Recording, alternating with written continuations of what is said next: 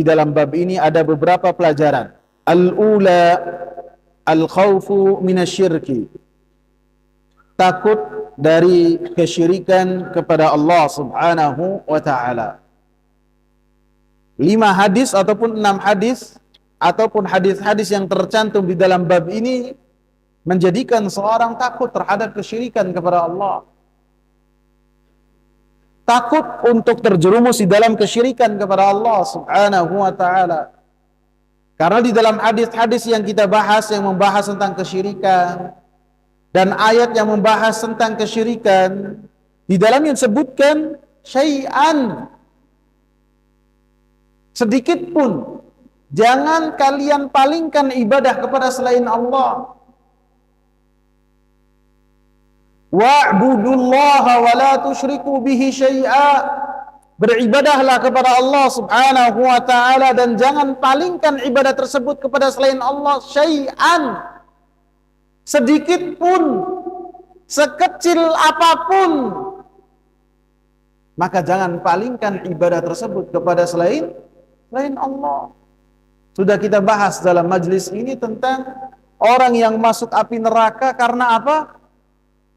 Karena dia berkorban untuk selain Allah Subhanahu wa ta'ala dengan hewan yang sangat kecil sekali, yang sangat ringan sekali. Apa itu? Lalat. Syai'an, walaupun bentuknya kecil, ibadahnya kecil, tapi apabila itu adalah memalingkan ibadah kepada selain Allah Subhanahu wa ta'ala, awas, ancamannya api neraka.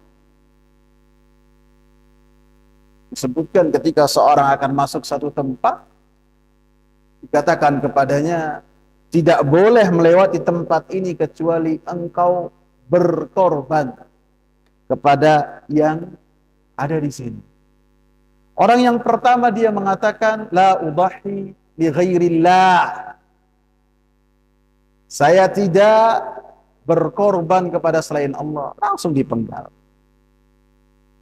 Adapun orang yang kedua, ketika mau melewati, dikatakan kepadanya, berkorban atau tidak melewati tempat ini, ataupun kau mati.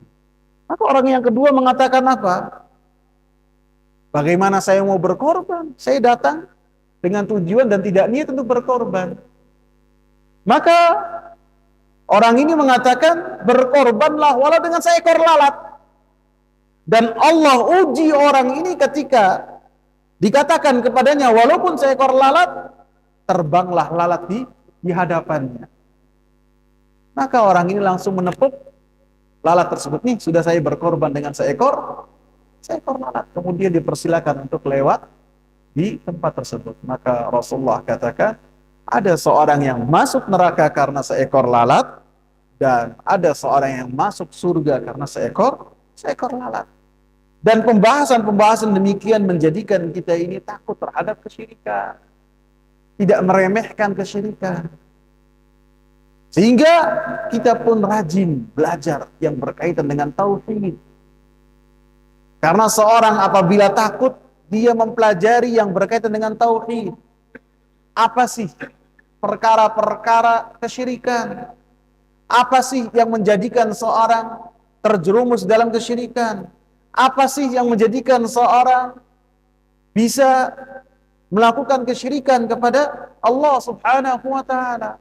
Maka hal tersebut diketahui setelah dia takut terhadap kesyirikan, dan takutnya menjadikan dia belajar dan mawas diri.